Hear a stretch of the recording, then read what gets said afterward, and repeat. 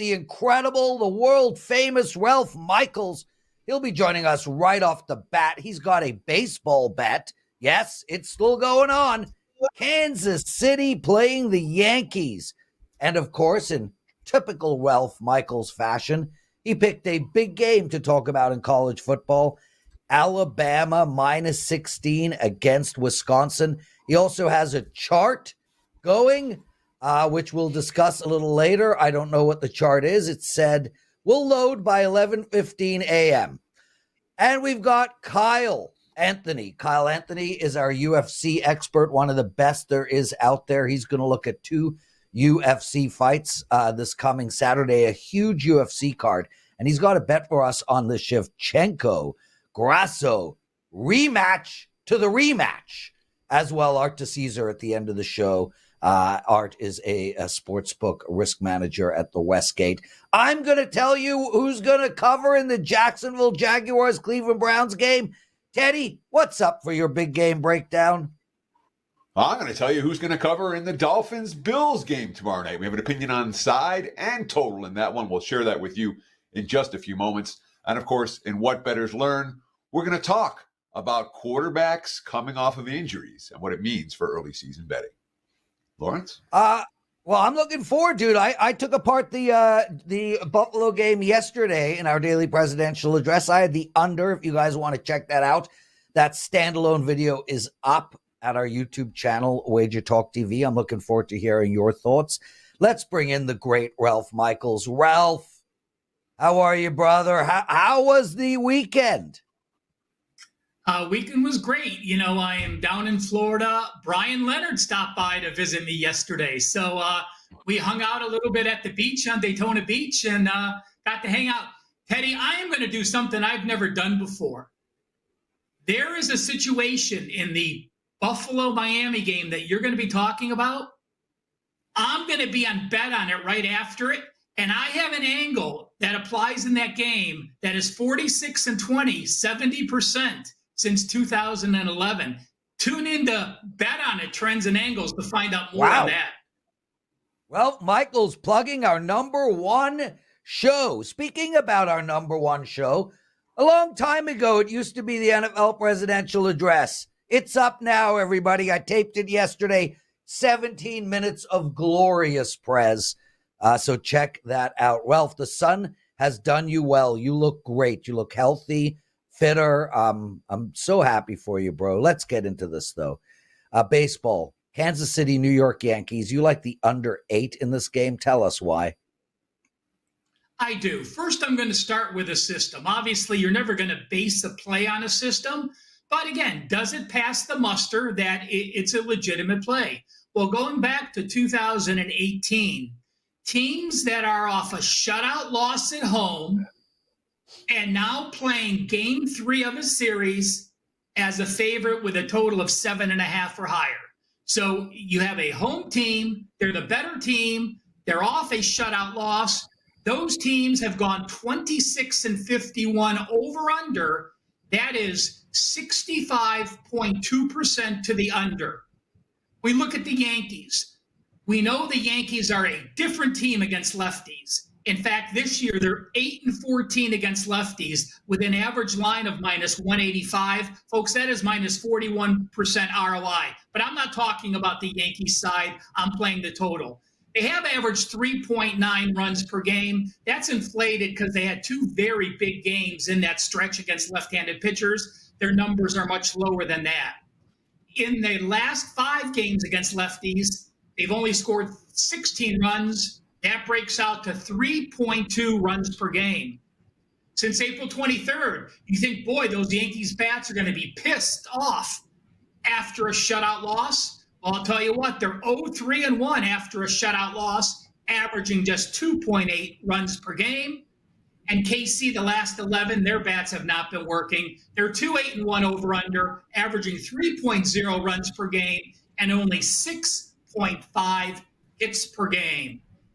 You look at Gill, 13 home starts, a 171 opposing batting average, and Hill had a couple starts back in August 12th and 20th. He had a lower back strain. He struggled in those 2. They set him down for a few weeks. He's had 1 start since he's come back. It was 6 innings of 1 hit shutout ball against the Cubs. And Raggins, he's off a 6-inning, 4-hit shutout as well. And in his last 6 road starts, he's allowed, in one game he had a bad start against Houston. He allowed 5 runs. He pitched 5 shutout innings, gave up 5 runs in the 6th. In the other 4 games on the road, he's allowed a total of only 7 runs. Under, for me, KC and the New York Yankees. So I started looking at the Yankees at home. I noticed the Yankees have been trending over at home lately. 6-0 the last 6. But even back to the All-Star break, I got the Yankees. They lost their first game after the All-Star break was an under at home. Since then, 18-6 to the over, playing in the Bronx, 6-0 the last 6 prior to yesterday. Does that concern you at all when you talk about not just a short-term trend, but short and medium-term trends where the Yankees just been flying over the total consistently in the Bronx? Well, Teddy, 80% of those games are versus righties. So, no, we have a good lefty here who's off a great performance. Yankees are a different team against lefties, especially at home. Ralph Michaels joining us. Ralph, before we get into some college football, Alabama versus Wisconsin, what do you have to promote? Well, I have my first 5% in college football up. And, guys, this is the first time I think we've ever had a 30-day football-only special. So if you're not interested in baseball because it's winding down, there's a site-wide special valid for anyone that you're a football fan. You'll get both college football and the NFL for $1.99. Folks, that's football for $7 a day. That includes my 5% in college football. If you just want to buy that play, it is up and loaded already. Available for you now, WT.buzz/RM. Ralph Michaels, everyone. And guys, I got to shout out all the new purchasers from yesterday. We ran a $5 program yesterday. We're going to be doing this every single Tuesday moving forward. We got a ton of incredible response. It was amazing. We picked up so many new clients. I cannot thank you guys enough. Trusting us with your money, with your betting, means the world to me. And it's a responsibility we don't take lightly. What an outstanding promotion from head office. Way to go, Johnny, Missy, Melissa, and the team. Ralph, Alabama, my brother, -16 against Wisconsin. Where are we going in this game? Well, I'm going to the database because I forgot to pull something up. So as I'm talking and looking down, my apologies. So number one, this really is an eye test play for me. You look at what Alabama's done, granted, not a strong schedule, but Western Kentucky and USF are far superior than what Wisconsin has played. What have I taken out of Alabama? Well, the offensive line needs a little work. They were -3 turnovers against USF, so that game was closer because of turnovers. When I look at Wisconsin now with Luke Fickell, I am just not enamored with the offense. You look at their strength of schedule. They've played Western Michigan, a big favorite. What did Western Michigan do against Ohio? They about 50-plus got shut out. They beat South Dakota State. They only had a 148-yard edge in that game. When you're playing Western Michigan and South Dakota at home, it's not South Dakota State, folks, that won the FCS. It's just South Dakota. They've averaged only 4.2 yards per carry. They're averaging only 60.3 completion percentage, and that's with Tyler Van Dyke, who's really looked poor. He's averaging 6.4 yards per attempt. Now, Alabama, their defense has got a lot of work. Their defense has been on the field for 170 plays the first 2 games. That is the 3rd most in college football. Gives you a lot of work, and the pace is going to be slower against Wisconsin, so those people will be ready. Let's look at the flip side. Wisconsin's defense has been on the field for 110 plays. They now have to take a step up and play a quicker tempo pace. Both of those are an advantage. I look at Bama's 3rd down defense, number 3 in the country, allowing 14.3%. I look at Milroe, 11.1 yards per attempt. And again, Bama's game was much closer against USF because they turned the ball over and then they pulled away in the fourth quarter.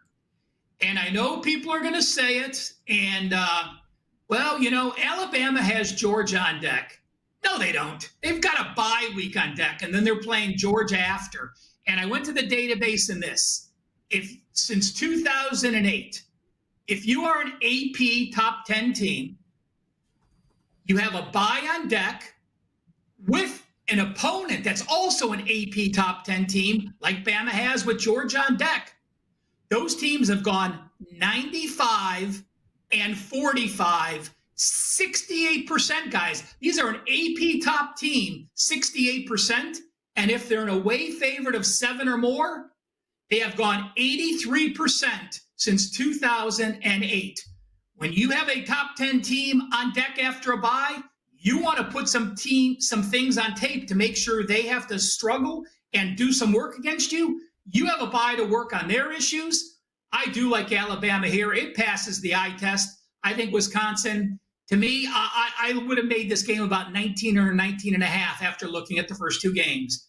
Bama, minus the 16 against Wisconsin.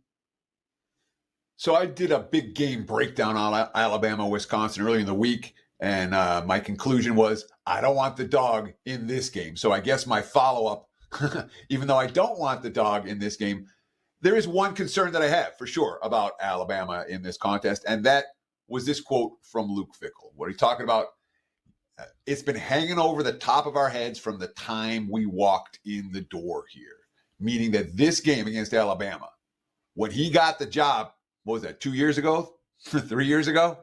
When Fickell got, this is the one game they've been pointing to for years. Does that mean anything? And when you talk about, now it's not like they have to win. Not like they can lose by 2 touchdowns and still cover. But when you have a coach that says, when I took this job, this game was the game that stood out to me. Does that mean anything a couple of years later? I can't believe you're going to look at a 3-year schedule as a new head coach in the Big Ten and say Alabama is the one team that we're going to focus on in a 3-year span. So again, he's saying it because it's this week and its current form. Listen, to me, it's much more important them having to go to USC and worry about that offense that they have to do next week in their Big Ten opener versus what they have in this. Obviously, it's in Camp Randall. You don't want to, not put up your best performance but in front of the home folks. But again, looking at these quarterbacks, looking at these defenses, looking at who they've played, it is Bama for me. Ralph Michaels joining us, exclusive handicapper at WagerTalk.com. And Ralph, my apologies, brother. You did put the chart up. I missed it because, I rode today. Oh, Teddy, you can roll your eyes till you're blue in the face. Nobody cares, at least, especially me. CFB totals, 43 and less. How do we bet them, Ralph? Well, how many times have we talked on this show, be it baseball, be it NFL? Should we bet high totals? Should we bet low totals? How do we treat them? Well, I went through, and college football is such a unique game. First 4 weeks, many teams play their non-conference games. Then you get your conference foes. And then obviously you get, bad weather at the end of the year. So I wanted to break it down in a little different pattern to this way. And I went all the way back, guys, since 2015. These are the college football totals of 43 or less. No surprise, week 1 is an under week. We've talked about this in the NFL and in college football, week 1 unders. But take a look at those very low totals for likely most non-conference games 2, 3, 4, and 6, all on the plus side. Take a look at game 7 and later. There's only 1 week that has a positive number. And guys, if you look to the right where I broke them out, if you look at games 2 through 4 with a total of 43 or less, the over is 60%. When you look at games 10 or higher at the end of the year with a very low total, 61.1% to the under. And I do have one game to share with you guys. In those yellows, if a team is a 14-point favorite with a low total, they have gone 63.2% against the spread. And if that team is a minus 14-point favorite with a total of under 43, and they're also a favorite, they've gone 75% against the spread. There's one team that is a favorite of -14 or more with that low total? It is Iowa. We'll see if their offense can continue today. So the next few weeks, guys, these very low totals do tend to go over. But remember, later in the year, from week 10 on, it's been over 60% to the unders in college football. And real quick, Ralph, you mentioned Iowa, and Iowa was exactly the team I was going to talk about. How much of this is just Iowa? Because Iowa's played all of these low total games, and they've all gone under for every recent season. Is it can one team influence this this chart enough to matter? You know what? There's another one that was close to this. It's Baylor Air Force. So see where those lines pan out. I am pulling out my data, Teddy, to see if I could find it real quick. I don't have it in front of me, but I'll tell you what I will do. Right after I'm off the show, I will go in and give you, of those teams that are a 14-point favorite with a total of 43 or less, how many of them were Iowa, and it will get the actual number for you in just a minute. Ralph frickin' Michaels. Man, Ralph, you get a lot of love in the chat room, a lot of love from us over at WagerTalk Today. Outstanding work, my brother. You are on Bet On It. When will that be live for the viewing audience? Right after this show, we'll go to it. So make sure you check it out later today. I know I'm very excited to always watch it with Teddy now on it as well. But I have 3 NFL charts and 3 college football charts different than this one today. So if you like this kind of data, that's what my TNA segment is all about. Yeah, and guys, Bet On It's an incredible show. And they just added Teddy to the roster. Balances the show really well. 3 incredible people plus Teddy. It really gives the show a new dynamic. Make sure to check that out. And of course, if you don't have an hour, presidential address, baby. 15 minutes long. I take apart every game on the board. 7,000 of you have already watched that show. And yes, Teddy, I'm very proud of the NFL presidential address, and I will continue to plug it. It takes a talented man to do an NFL show by himself, every game on the board. And in my show yesterday, I patted myself on the back, bro. So, I'm annoying you today. Ma nishtana. What do you got, my brother? Let's talk about what bettors learned. And this isn't from last night. This is from last weekend, but it really stood out to me this past weekend. Let's talk about NFL veteran quarterbacks off-season ending injuries. Aaron Rodgers off an ACL. What happens? He doesn't play in the preseason. And this is key. NFL veteran quarterbacks off-season ending injuries that didn't play in the preseason. Aaron Rodgers off the ACL. The Jets go 0-1 straight up and against the spread. You don't want to put too much on that. They played San Francisco, an elite team, but it wasn't pretty. Kirk Cousins off an ACL. Didn't play in the preseason. The Falcons 0-1 straight up, 0-1 against the spread. Their offense was not pretty, and Pittsburgh beat them by margin without scoring a touchdown. Clearly, Cousins wasn't right. Deshaun Watson off shoulder surgery. Didn't play in the preseason. Browns 0-1 straight up and against the spread. The first half of that ball game, if you had Cleveland or like Cleveland, was about as ugly as it gets. You can throw Anthony Richardson in there, although Richardson doesn't count because he missed the end of last year, but he played in the preseason 2 games, and he's not really a veteran QB. So I'm not putting Richardson in the same category as Rodgers, Cousins, Watson. We talk about writing stuff down and remembering it for next year. This is one to write down and remember for next year because NFL preseasons have changed. They really have. Every team used to have a walkthrough. Lots of teams don't now with a 3-game format. And there are clearly, when it comes to week 1, some teams, some quarterbacks that are not ready. So how do we take advantage next year? Look at player props. All these QBs coming off injuries, we're going to bet them under if they don't play in August. Team totals, unders. And against the spread, fading the squads with the veteran QBs coming off the season-ending injuries who didn't play in the preseason. So, yeah, this isn't something I learned last night, but it's something that stood out like a sore thumb this weekend. We'll remember that for next year, a week earlier. Lawrence? Teddy covers. Before we bring Kyle Anthony on, we got a couple of UFC picks. We're going to end the show with Art DiCesare, your big game breakdown, and I'm going to take apart the Jacksonville-Cleveland game.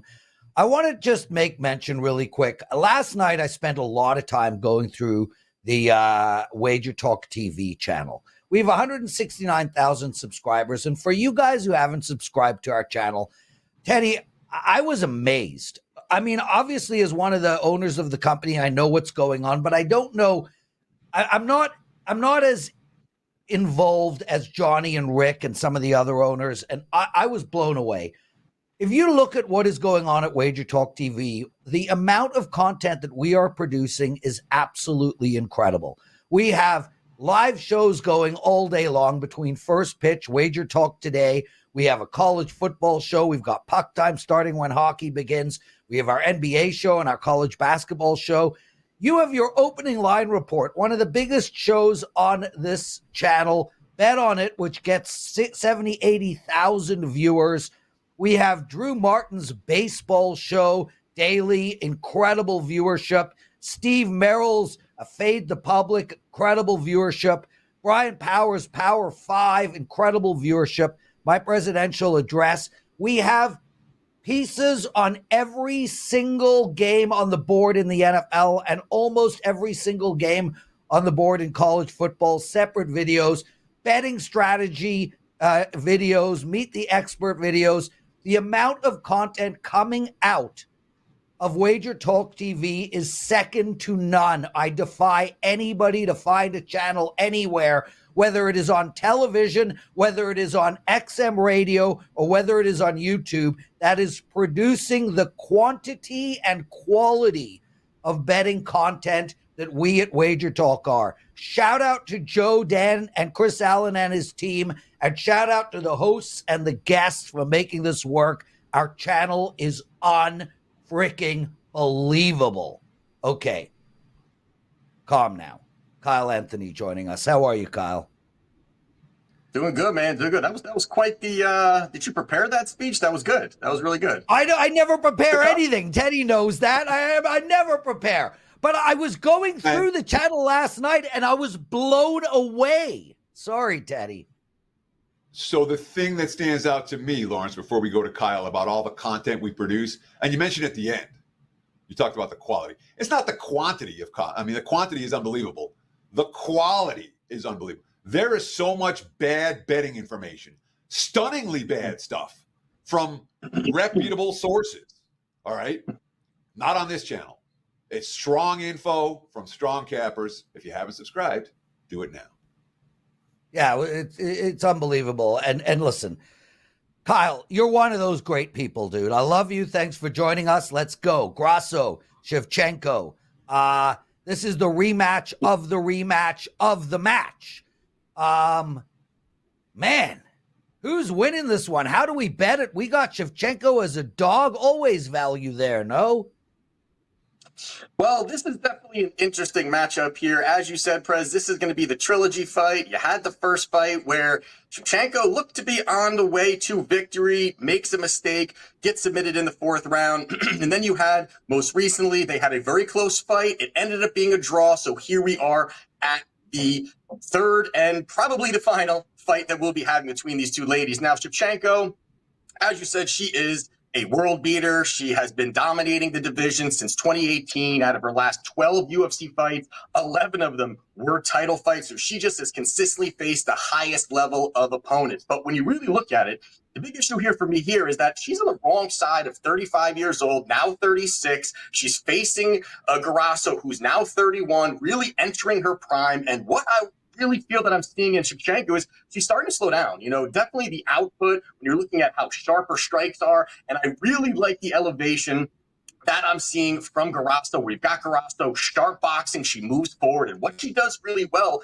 against Shevchenko is move forward with volume. And that really starts to smother the kicker. Shevchenko, her best weapon is kicking. Her best weapon is those strikes. And that's going to be an option for her to really go out there and really push that forward pace and try to really put her into uncomfortable positions. Shevchenko on the other side there will look for takedowns. And I think she's starting to lose a little confidence in her striking, where she has that ability there where now she has to stand and strike with Grasso. I think she's going to find success there. And then also on the other side of it here is that Grasso really has become well-rounded. I like what she's doing with Diego Lopez. She's really starting to evolve her striking, mixing, and her level changing.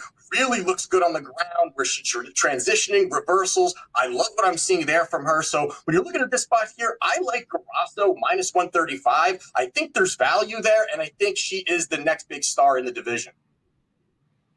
So I'm seeing the total for this fight, Kyle. 4.5 minus 200 for the over. This fight's going to the cards, right? This is going to be a decision. Would you want to bet Grasso by decision? Because that's something you do a lot.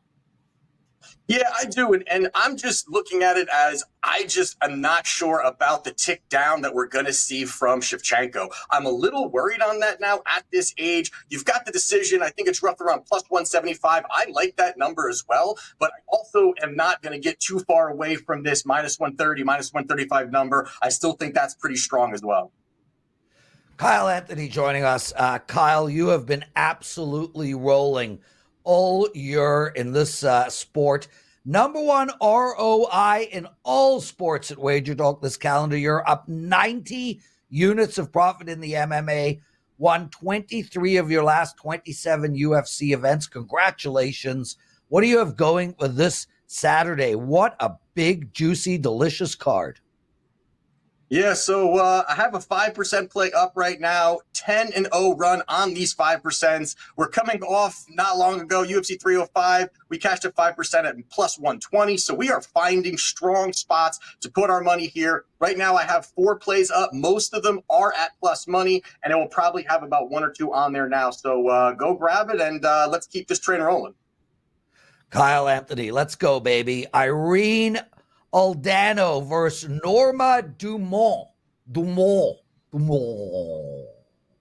How do we bet this one? So in this fight here, we have nearly a pick'em price. We're seeing around minus 110 for both these ladies. And really the big thing here is that both of them do have paths. And I think that's why this line is as tight as it is, as you're seeing that Aldana, she has good boxing. She's going to look to utilize that range. Then you've got Norma Dumont, who's going to look for the wrestling, look for the control time, push forward and utilize that. Now, she currently has a 68% takedown success rate. Very good, where Norma's able to get those takedowns, get that control time. She is coming off 4 straight victories. And I do think that these victories have slightly pushed this line closer than it should be. And I think there's a little bit of an overreaction. But if you look real quickly at her last 4 fighters, I mean, you know, she beat Danielle Wolf, who was in her second pro MMA fight and is 40 years old, and Norma beat her. She beat Carol Rosa, definitely a pretty solid fighter, but it was 35-30 on significant strikes, and she was dropped in that fight, got the decision. Chelsea Chandler, not very high on. And then most recently, she fought Germaine Durandamy, who Germaine Durandamy is a 40-year-old who hadn't fought since 2020, and only in that fight, Dumont landed 11 strikes. That's almost hard to do in a fight to land that low of strikes. She ends up winning positionally by 6 takedowns, where Aldana, she's only lost to former or current champions. She's only lost to Amanda Nunes, Holly Holm, and Raquel Pennington. I think her 76 takedown defense rate is going to hold up. She's going to be able to stand and strike. She has way better boxing, way better footwork. I think her volume is going to be way higher. So this is another spot where I think that Aldana holds a lot here, where she's going to probably have the more damaging strikes as well, too. So I like Irene Aldana in this spot, and I think she gets the job done. Kyle Anthony, outstanding stuff. Go to your harem, my brother. We'll see you either next week or the week after. Teddy, such interesting questions on in the chat room, and I can't get to it because we're running out of time. But ask that question tomorrow, Stephen Hobbs. I want to address that question. Be in the chat room. Ask me again. We're going to go through it. Theodore, let's go. Big game breakdown, then Art DiCesare. Sure. Let's talk about 2 teams that lost in week 1 by exactly a half a point against the point spread. They both won straight up, but their backers were not so happy. That's Buffalo and Miami. Buffalo's owned this series, 9-1 straight up the last 10 meetings. And yet in this one, right now, looking at the free WagerTalk live odds screen, I'm seeing the Dolphins -2, -2.5 total, 48.5/49. Now, certainly we've seen, as I mentioned, a pretty one-sided series last year, 48-20 and 21-14. That 21-14 was a Week 18 home games for the Dolphins. It gave the Bills the AFC title. There was a ton on the line, and Miami couldn't step up. And they ended up having to go to KC for one of the coldest playoff games in NFL history. It did not serve them well. Same thing in 2022. There had 3 meetings. The Bills beat them in the one that mattered in the playoffs. They swept them in 21. They swept them in 20. And we've seen this Miami team not step up in class particularly well. We know about this team last year. They had 10 wins versus teams that didn't make the playoffs and 1 win against teams that did. That was a 22-20 win against Dallas on the day before Christmas on a walk-off field goal with zeros on the clock. And oh, by the way, if they win by 2 here, that's not enough to cover the point spread. But they lost to Buffalo twice, Baltimore, KC twice, and Philly. The step-up games did not play out well for Miami. Now, last year was last year, and this year is this year. But the track record of Miami does stand out. Now, when we talk about the Buffalo Bills side of the equation, look, I mean, Buffalo was downgraded by most bettors, myself included, coming into the season. They were impressive last week. They got punched in the face, 17-0 early against Arizona. And they gave up, defensively, gave up only a field goal the rest of the way. Keon Coleman, Khalil Shakir, the new receiving corps, man, they've got playmakers on the outside. 9 different receivers caught a pass. Josh Allen was last week's MVP. If I'm going to name one guy, it'd be Josh Allen in that ball game.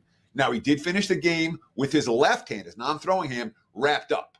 And he said he was fine. The market's a little bit concerned. But bottom line, this Bills team had 14 plays of 10 yards or more. Sean McDermott, we got down early in the game, and they were fighting back from there. I think that in and of itself is a great sign for our football team.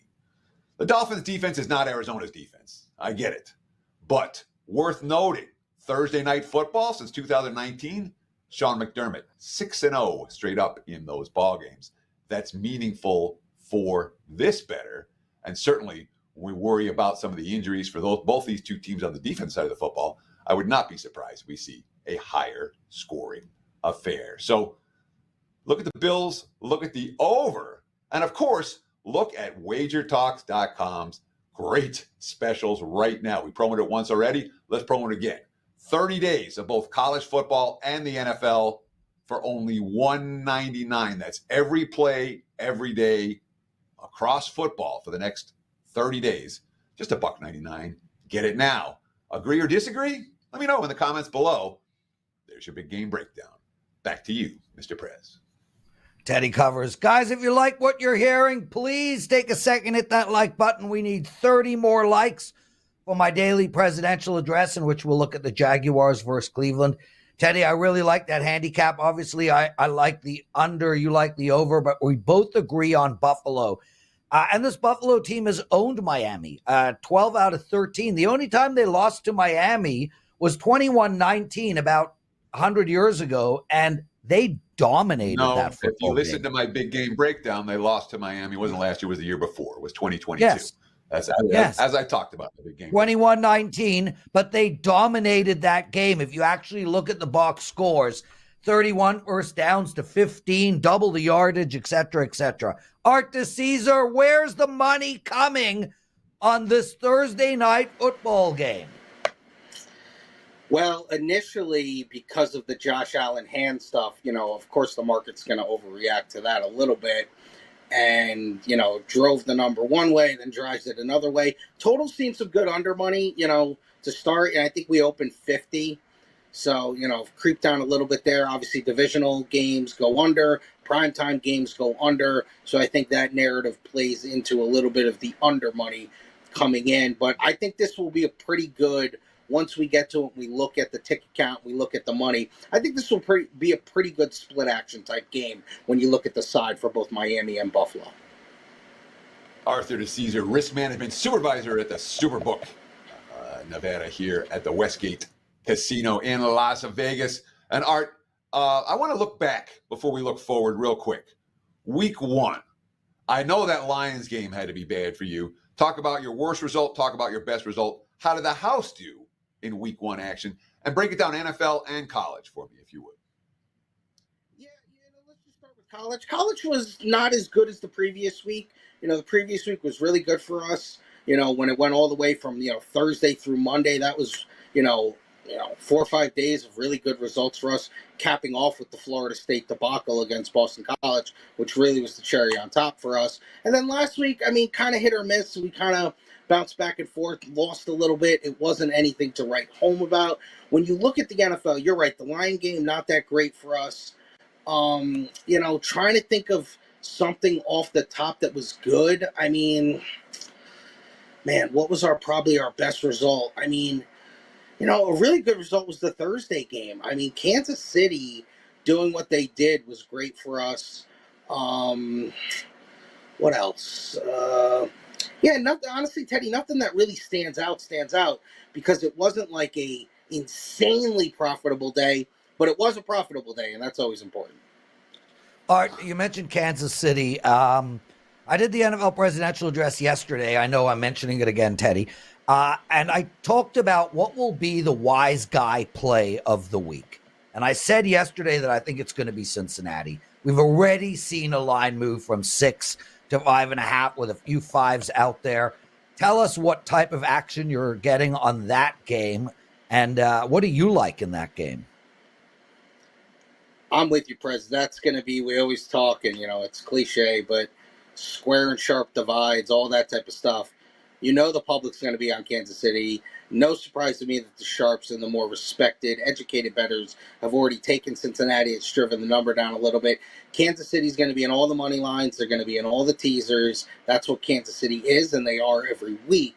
So I think I would stay away from the game personally, but I think I would lean towards Cincinnati. And then if I really was looking at it, I know Kansas City has a good defense, but I think the Bengals will play better offensively. I would actually probably lean to the over as well. And you've seen the over tick up a little bit as well. So let's talk about this card for week 2. And we've talked about a couple of games individually, but let's talk about it in a broader sense. Where are you seeing the pros lining up? Where are you seeing the Joes lining up, at least in early week? What's going to be on all the parlay cards? And what games are the wise guys be pounding for 10 dimes a pop? Absolutely. Let's start with the sharps. Totals. Giant total. They bet over 41. They bet over 42. That's now sitting 44. And everyone's going to go, whoa. How could you take a giant total over? They're the worst offensive team in the league. Well, you know what? Washington's defense is no good. And if the Giants offense, and this is coming from a Giants fan, the Giants offense can't figure it out against this defense, we know there's problems there. There's a lot of problems there. So it feels like, and Daniels looked good. He went up and down the field as well. So that's why you've seen that total go from 41 to 44. Jaguar under against the Browns, 42.5, now 41.5. They also early laid 3 with Jacksonville. That got all the way to 4, which I thought was ridiculous. You saw the buyback come back on Cleveland at 4. It's now settled back to 3. You've seen under money come in on the Raider game, 42.5 to 41.5. Sharps also took the Saints at +7. That's driven down to 6. So that's the early sharp action. Oh, yeah, and the Lion total. That has really flown up. 48.5, 49. Now all the way to 51.5. The early indicating money was all on that over. Antonio Winfield's out for Tampa, probably their best guy in the secondary. And we know how good the Lions are at home. The public's going to be fading to the 2 worst teams in the league. I just talked about the Giants. They're going to lay the short number with the Commanders, -1.5. And they're going to lay 6.5 on the road with the Chargers against the Panthers. They're just going to do it. They're probably both overreactions, but that's what the public does, and that's what most bettors do early on when they see what happened in week 1. Well, I want to ask you about those 2 teams in particular. Okay, the Giants and the Panthers looked like absolute disasters. In the offseason betting, they were expected to be 2 of the worst teams in the league, so this is no surprise. You know where the money's coming with these teams. You know the public's going to fade them again and again. How much liability do you expect to have on a week-in, week-out basis? And how much of the market's going to adjust downwards on 2 teams already power rated as 2 of the worst teams in the league? It's a great point, Teddy. You're right. They both had, Carolina had a win total 5.5. Giants were 6.5. So obviously bottom-feeding teams. And for them to have those performances week 1, especially the Giants. The Saints, 7.5 win total, better team. Minnesota and the Giants were basically the same. They were both 6.5, both expected to be bad, and the Giants laid that type of egg at home. I think week in and week out, obviously the power ratings get adjusted. You don't always want to overreact terribly to one game. But if we see this again this week, there's going to have to be major adjustments. And there's almost like that cross-off mentality where you're going to look like we can't lose on these sides when these teams are playing. We have to almost not force action on the other side, but, maybe put up a number where it's like, hey, you need to take the other side here because we can't lose on a Carolina game. We can't lose on a Giant game. And, you maybe throw another one or two teams in there in the next couple of weeks. That definitely happens. Have you seen any wise guy support for the Giants or the Panthers this week so far? Because I know the public's not betting them. No, definitely not. I mean, I do think, and we probably won't get there. I think if we ever got to 7 with Carolina, I think there would be some buy on Carolina. Because you guys know as well as I do, there was a lot of Carolina support last week from the Sharps.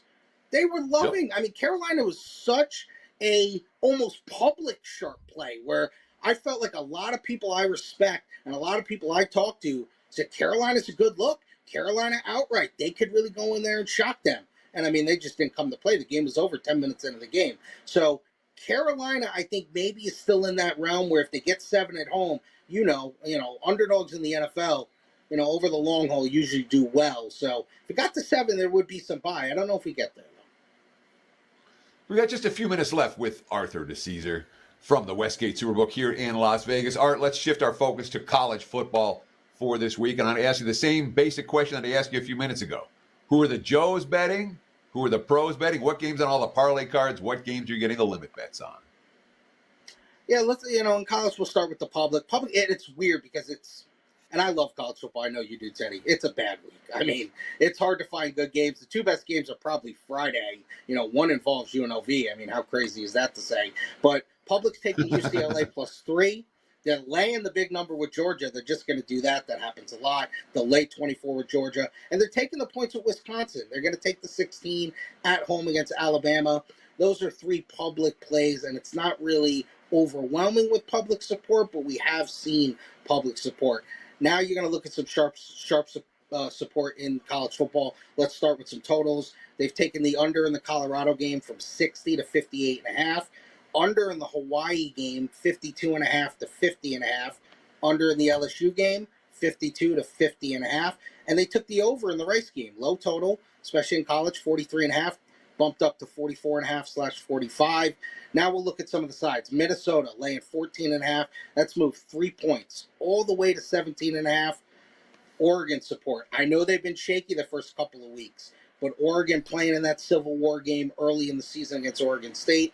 They laid 14. That's now 16. That's a game that really should probably be closer to 17, but Oregon has looked so shaky early in the season.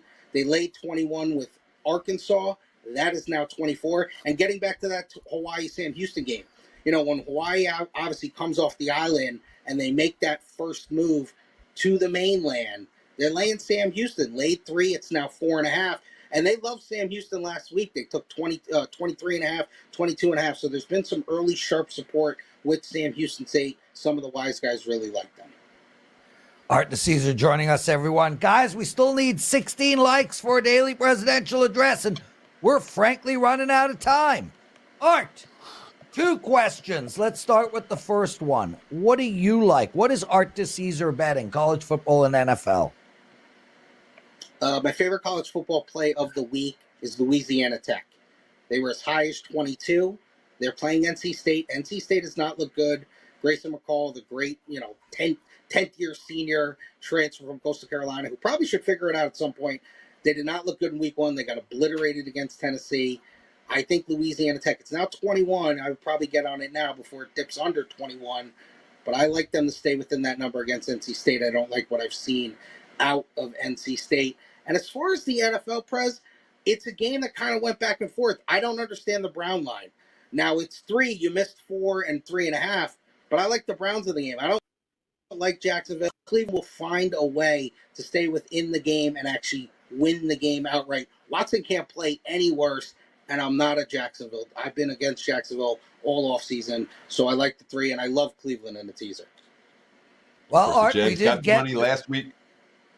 I have another question, Teddy. Oh, sorry. Okay. We good? So, Art, I'm going to talk Cleveland, Jacksonville in 1 second. For to note, one of our listeners every day visits this channel, comments all the time. Very appreciative of him. He writes, "Hey, Prez, could you possibly ask Art a question for me? In the history of Oracle Park, no right-handed batter has had a splash hit home run to right field. Would Westgate take a futures bet on who the first would be?" Wow, that's a great question.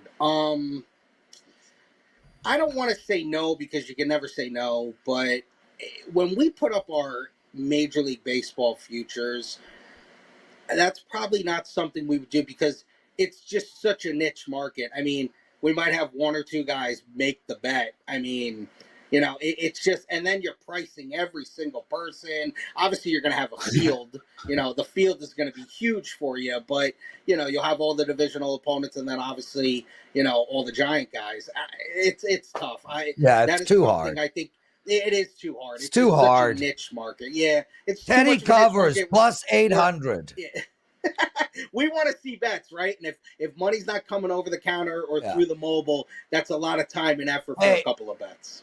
Art, Fort deserves a question. I didn't like it, but I gave it to him anyway. What do you got to promote? Listen, as always, guys, Westgate, come down, check us out. We still got a great promo on the app for first-time users. Bet 100, get 100. And I know you were on the Sunday show, Prez. I'm on that Saturday show every morning with Kelly. I mean, Kelly's got a great Saturday and Sunday morning show. It's an hour before the college football kickoff, hour before the NFL kickoff. You get me on Saturdays behind the counter, giving you up-to-date information for all your college football. And then you got another guy in the wrist room, our guy Chase, who's going to give you up-to-date information right before NFL kickoff. So it's really good. Check it out. Guys, we're out of time. We can't do a daily presidential address. My humble apologies. I will double it tomorrow and fix that up. Teddy covers. Awesome show, my brother. Thank everyone and take us home. Thanks to our guest, thanks to our co-host, and thanks to you for taking time out of your busy day to spend with us right here on WagerTalk Today. We'll do it again tomorrow, same time, same channel. Between now and then, enjoy the games and best of luck with your bets.